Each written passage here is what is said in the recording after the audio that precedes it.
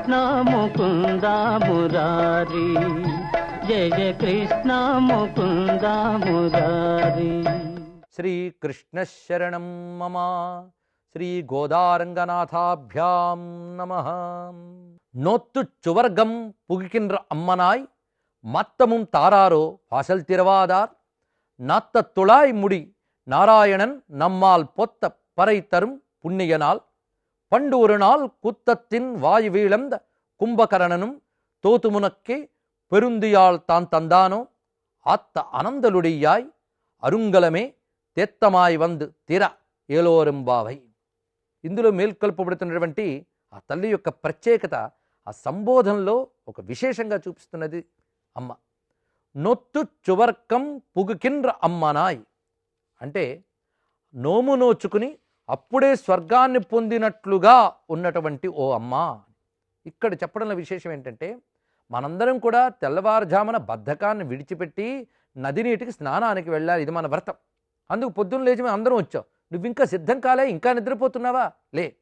ఈ నిద్రపోవడం ఎలా ఉన్నదంటే, అనుకున్న పని చేసేసినవాడు హాయిగా నిద్రపోతాడు. నొత్తు చువరక్కం, ఇక్కడ చువరక్కం అంటే స్వర్గం.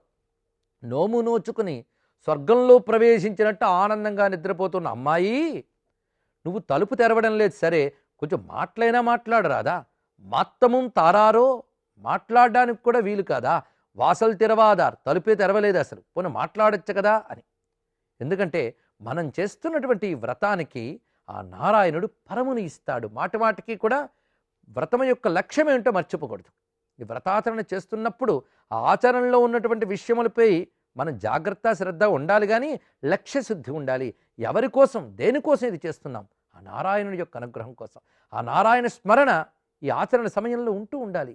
అందుకే మనం ఏ పూజ చేసినా, పునస్కారం చేసినా, వ్రతాలు చేసిన నియమాలు పాటించినా దానికి లక్ష్యమైన భగవంతుని ధ్యానం నుంచి మాత్రం జారిపోకూడదు. అందుకే ఇక్కడ మాటిమాటికి ఆ నారాయణని స్మరిస్తున్నది. ఎటువంటి నారాయణుడు అంటే నాత్తత్తుళాయి ముడి అనగా పరిమళాలు వెదజల్లుతున్నటువంటి తులసిని ధరించినటువంటి నారాయణుడు. తులసిని దాల్చిన నారాయణుడు, తులసి వనమాల భూషితుడు ఆయన. ఎటువంటి తులసి అంటే పరిమళాలు వెదజల్లుతుందిట. తులసి అంటేనే ఒక దివ్యమైన సాత్విక భాగం మనకు కనిపిస్తున్నది. దాన్ని ధరించున్నాడు నారాయణుడు. అది పరిమళం కూడా, అది అంటే సర్వవ్యాపకంగా అది భాషిస్తున్నది. అంటే నారాయణ యొక్క ఉనికి ఆ పరిమళ రూపంలో తెలుస్తున్నది. అలాంటి స్వామిని నమ్మాల్ పోత్తా, మేము ఆయన్ని మంగళ కీర్తనలు చేస్తున్నాం, ఆయన పట్ల మంగళములు పలుకుతూ ఉన్నాం. అలా మేము మంగళగానం చేస్తే ఆయన ఏం చేస్తున్నాడు? పరైతరం పుణ్యనాల్, మనకు పరమ ఇచ్చేటువంటి పుణ్యాల రాశి అతడు. మనం ఆయన పట్ల మంగళ కీర్తన చేస్తే ఆ కీర్తనలకు ఫలంగా ఆయన మనకు పరముని ఇస్తాడు. ఆయన పుణ్యనాల్, చక్కటి మాట ఇది. అంటే పుణ్యాల రాశిట ఆయన, పుణ్యస్వరూపుడు. అసలు భగవానుడే పుణ్యస్వరూపుడు. పాపం అనేది ఏమీ లేదు ఆయన దగ్గర. పాపం అంటే దోషం అని అర్థం. దోషమేమీ లేదు. ఆయన పుణ్యస్వరూపుడు.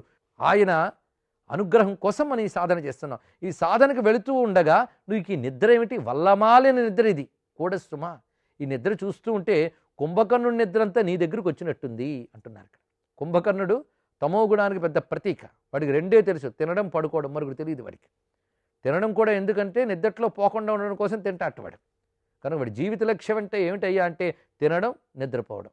అందుకే ఇక్కడ చెప్తున్న మాట ఏమిటంటే, ఈ కుంభకర్ణుడు ఏమయ్యాడు? గతంలో మరణించాడు. ఎవరి చేతిలో మరణించాడు? ఈ కృష్ణుడే రాముడై ఆనాడు సంహరించాడు. పండు ఒరునాల్ కుత్తత్తిన్ వాయువీళంద కుంభకరణనం. పండు ఒరునాల్ అంటే పూర్వం ఒకప్పుడు కుత్తత్తిన్ వాయువీళంద, మృత్యువు నోట్లోకి తొయ్యబడినటువంటి కుంభకరణం, ఆ కుంభకర్ణుడు అని. అంటే నారాయణుని చేత సంహరింపబడినటువంటి కుంభకర్ణుడు తోతు మునక్కే, ఆయన ఓడిపోతూ ఆ పెరుందియల్ తాన్ తందానో, ఓడిపోయి వెళ్ళిపోతూ ఆ నిద్రంతా నీకు ఇచ్చేసాడేమిటి అని. ఆయనము ముక్తి పొందిపోయాడు. నిద్ర ఎక్కడికి పోతుంది? ఆ నిద్రగాని నీకు ఇచ్చాడా? అలా నిద్రపోతున్నావు నువ్వు. ఆత్త అనందలుడియాయ్ అని చెప్పినప్పుడు గొప్ప మత్తులో ఉన్నదానా అని అర్థం. పైగా పోని మత్తులో ఉన్నావని ఇది నిందావాక్యమా అంటే వెంటనే మరొక వాక్యం ఉంది చూడండి, అరుంగలమే. చక్కటి మాట ఇది. అరుంగలమే అంటే అరుదైనటువంటి ఓ భూషణమా అని అర్థం, అలంకారమా అని చెప్పడంలో ఇది మామూలు నిద్ర కాదని మనకు తెలుస్తున్నది. ఈ కుంభకర్ణ ఇవన్నీ బాహ్య శబ్దములు, కానీ ఒక దివ్యమైన అనుభూతిలో ఉండి ఏమాత్రం బాహ్య స్మృతి లేనటువంటి సిద్ధావస్థను తెలియజేస్తున్నది. ఆ సిద్ధావస్థలో ఉన్నటువంటి గోపిక యొక్క భావం అన్నదే అది అరుంగలం, అదే గొప్ప అలంకారం. భగవద్ అనుభూతితో సర్వాన్ని విస్మరించడం కంటే గొప్ప అలంకారం ఉంటుందా? అందుకే ప్రపంచ విస్మృతి, భగవత్ స్మృతి ఈ రెండు చాలా విశేషము. జగద్విస్మృతి, భగవత్ స్మృతి.